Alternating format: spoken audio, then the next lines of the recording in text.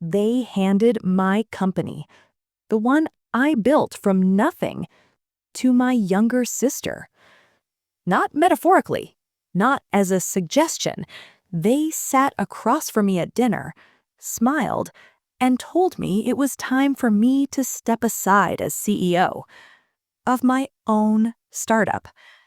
3 months later, they still had the company, but I had the clients, the employees, the contracts, and everything that actually made it valuable.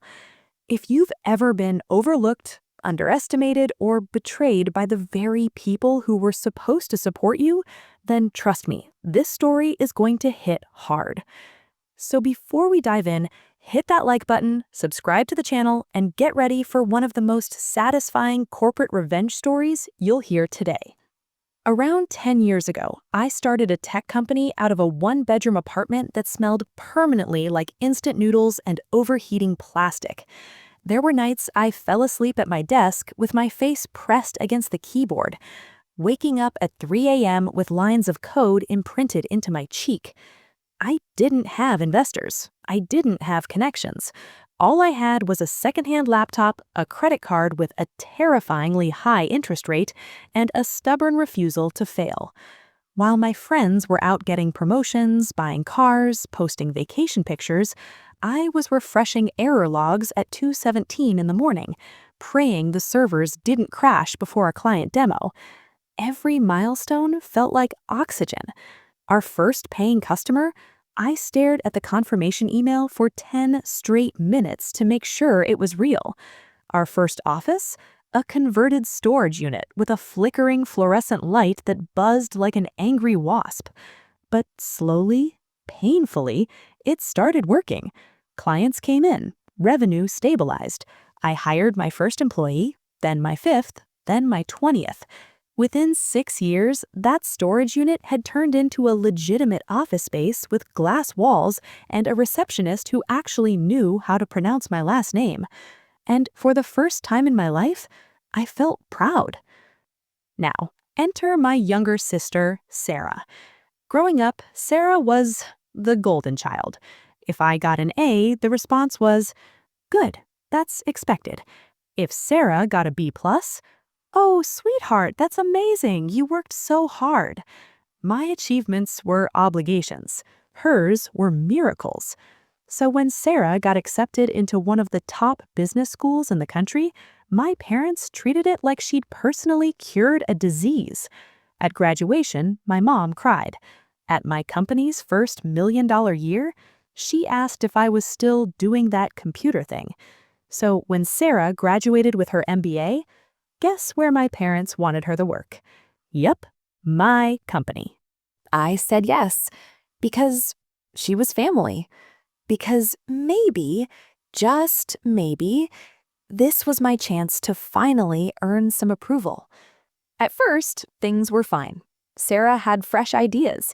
She talked about scaling operations, optimizing margins, improving branding, all the things I'd been too busy surviving to think about.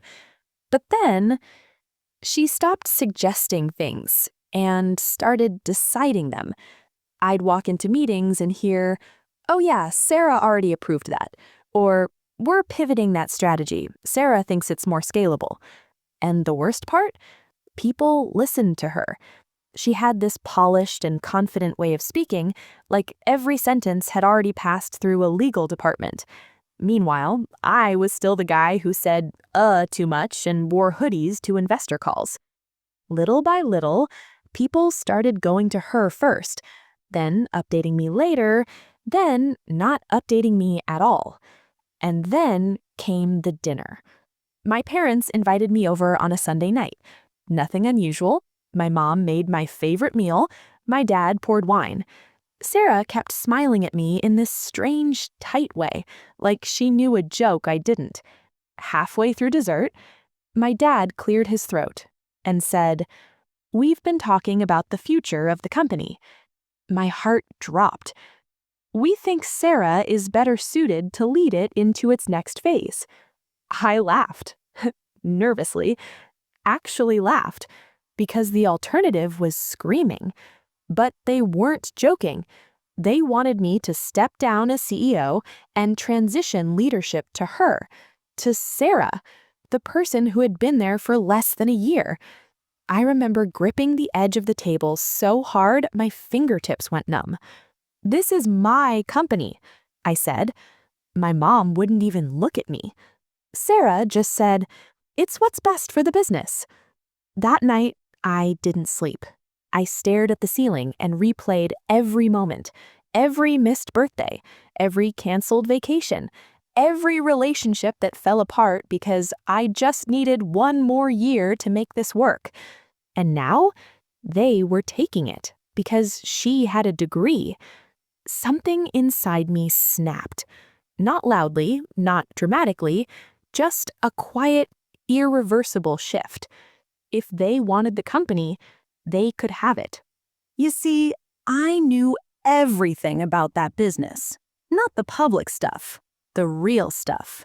Which clients were loyal to me, not the logo. Which engineers stayed because they believed in my vision. Which contracts had exit clauses buried in paragraph 14, subsection C. So quietly, I started making calls. Coffee meetings, private lunches, late-night Zooms. I'm thinking of starting something new. And one by one, they said, "If you go, I go." Within 6 weeks, I had the top 3 developers, our largest enterprise client, 2 project managers, and the sales director who brought in 40% of our annual revenue. All legally transferable, all willing to leave. Then, I incorporated a new company. 3 months after that dinner, while Sarah and my parents were busy planning my leadership transition, I called an all-hands meeting and resigned. Then I told them, "I've started a new company, and several of our key clients and team members will be joining me." The silence was deafening. Sarah's face went white. My dad stood up so fast his chair fell over. But there was nothing they could do, because everything had already been signed. My new company tripled its revenue in the first year. The old one lost 60% of its client base within 4 months. Turns out, glass offices and MBA degrees don't mean much when the people who actually know how things work are gone. They wanted the title. I kept the value. Funny how that works. If this story gave you chills, hit that like button and let me know in the comments. Was what I did justified, or did I go too far? And don't forget to subscribe for more real stories of revenge, karma, and everything in between.